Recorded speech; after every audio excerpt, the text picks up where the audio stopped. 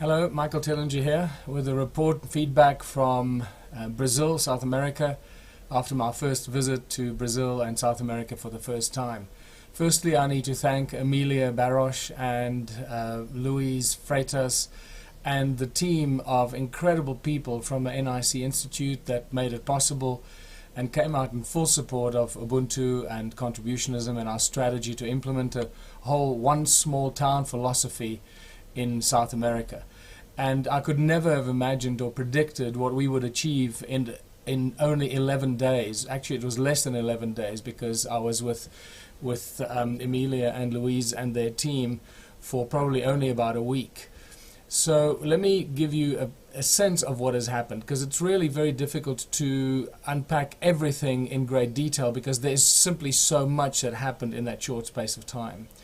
First of all, we made contact with mayors and town councils and native South American and Brazilian shaman and leaders of the native communities.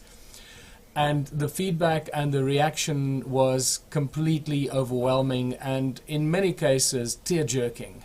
So at this stage it looks like we have more than one town that has decided to adopt the one small town philosophy in Brazil. So at this stage Brazil has taken the lead around the world of all the countries very unexpectedly in implementing the Ubuntu and contributionism philosophy. And this is just a great indication to show how the consciousness spreads and how what we do in one area permeates throughout the world and affects people in areas that we are not even aware of. So at this stage we have the town of Rio Acima, a town of between 7,000 and 10,000 people. I'm not sure exactly of the exact population at this stage. After doing a presentation to the mayor and then also the council of the mayor in the morning, and then doing a full workshop later that day in the afternoon in the town of Rio Acima, they took a decision virtually immediately to start implementing the One Small Town plan of action. As far as my latest information is, they've had several meetings already, are assessing the industrial potential, exactly what they can do, what factories and what businesses are already in place, and what could be restarted or initiated very quickly. They're looking at the supply of their own electricity. The town engineer of Rio Acima actually told me it would be very easy to supply the town with their own source of electricity. So that is fantastic news. One of the other councillors was really interesting. At one moment during our discussion over breakfast, he looked up and said, "Well, if we get to the stage, it means we no longer need money." And I just got a big smile on my face when I realized that they get it. It's incredible. We've reached the stage. The consciousness has spread so much now and raised our collective consciousness that people are getting it without me having to tell them in words. So that is the latest. The town mayor and the town council are taking the necessary steps to put all the pieces of the puzzle together so that in 2017 we will identify the businesses and the community projects that are most feasible that we will start. We will then look at the funding behind it that is necessary. We'll look at the potential of the people in the town. What kind of talents and skills they have. Do they have engineers and rocket scientists that are working at McDonald's and so forth? Because that's what capitalism has done to the people of the world, to our natural talents and abilities. And then put this whole plan together and start implementing it. The next incredible thing that happened is with a native Brazilian shaman that came to see me in Sao Paulo and really bonded and connected with me, Acaye, who is a very well-connected South American shaman with the native people of South America, has influence in several of the towns and villages right in the heart of Brazil, in the rainforest, in the jungle, and has already committed at least one up to maybe 3 or 4 of the towns and communities in that area to take on and implement the One Small Town strategy. So that is just something that nobody could have predicted before I left for Brazil. The other important thing is that the One Small School can change the education system has now been also embraced by not only Acaye for the Amazonia area, in the rainforests, in the jungles, to create a whole new alternative education system, but also supported by the mayor of Salvador, the third largest city in Brazil, who just seems to love the idea and has given Emilia and her team and the Ubuntu team in Brazil his full support to get this new alternative education system off the ground. We also visited the islands of Ilha de Maria, I'm pronouncing it incorrectly at this stage, Ilha de Maria,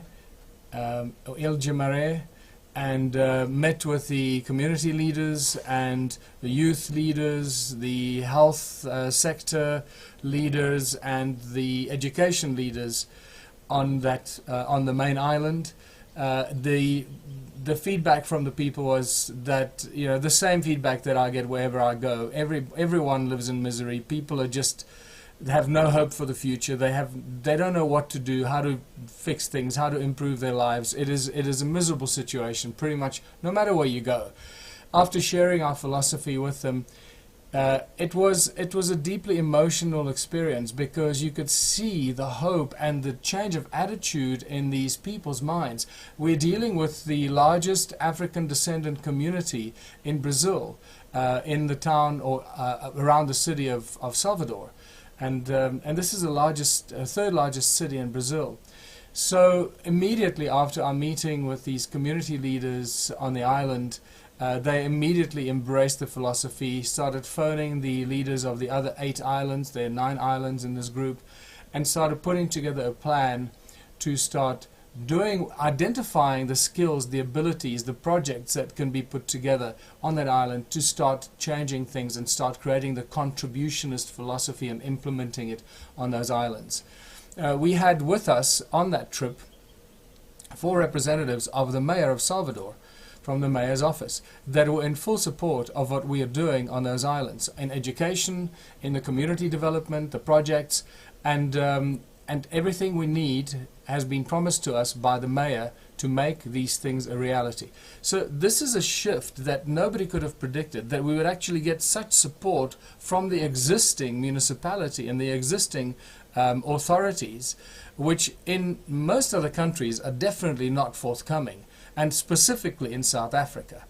So this is an unbelievable breakthrough that none of us could have expected. I am just completely over the moon. I must tell you, I don't even know what to do with my emotions about this, because it happened so quickly.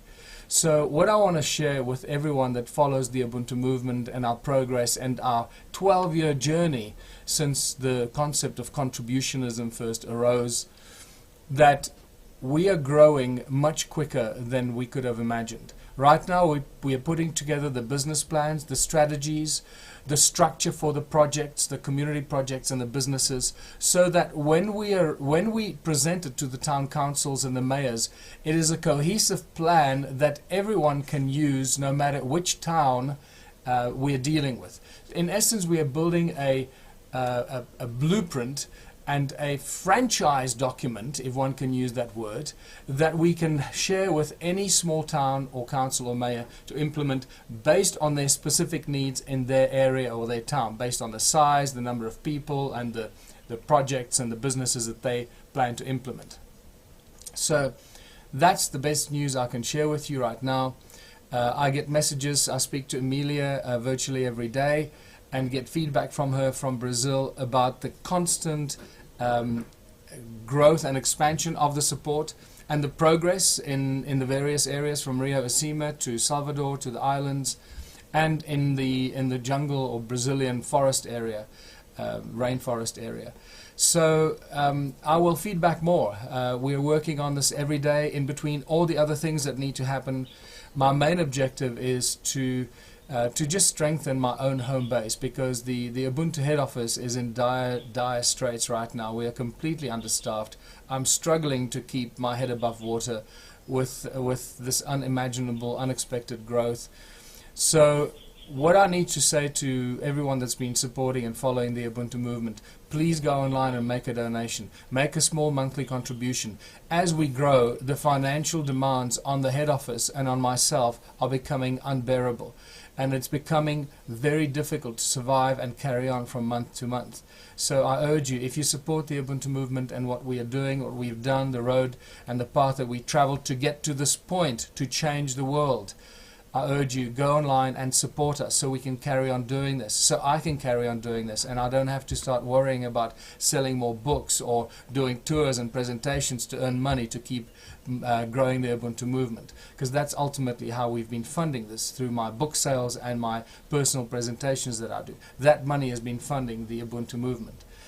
So we're making great strides, we're growing unexpectedly, and remember that it is going to take money to do this. We cannot do this without money. And this is why people are starting to wake up and find a weird sense of comfort and joy, in the sense that when I start explaining to people that the tools of enslavement, which is money, politics, and the current regimes that enslave us, the systems, that we're going to use the systems that enslave us as tools of liberation. The tools of enslavement are becoming the tools of liberation. Money, politics, and the separation of our communities are going to become the tools that actually help us come together and create platforms for very, very soon to become communities of unimaginable abundance and prosperity. So keep in mind, we're going to use money and the current systems to create a new alternative solution. We're creating a new reality and a new solution, a new system in which money is no longer necessary. And we're doing this without any opposition, conflict, violence, resistance. We're doing this in a completely different way from the kinds of opposition and resistance and uprisings that we've seen over the years. They have achieved absolutely nothing. The system and the situation is getting worse and worse. And by simply creating this new alternative, the new system, the new social structure, we are building something that will make the existing system redundant and completely useless. If we build it, they will come. Keep that in mind. And also keep reminding yourself that we are the ones we've been waiting for. We are the people involved in this movement and the other movements that are moving in the same direction. We need to all support each other. We need to start implementing this contributionism strategy and philosophy to support each other and start working together in cooperation and collaboration, and stop working in division and in competition to each other. We don't all have to unite to work together, but we can certainly support each other and give each other moral support so that we all work towards the same common purpose and the liberation of humanity and creating this new beautiful utopian world of prosperity and abundance. So that's my report from Brazil. I cannot tell you how excited I am, and 2017 is certainly going to be one of the most exciting years we have had in the Ubuntu movement since its inception in 2005. Thank you for watching, and I'll feed back more as soon as I have some more exciting news to share with you. Until later, bye for now.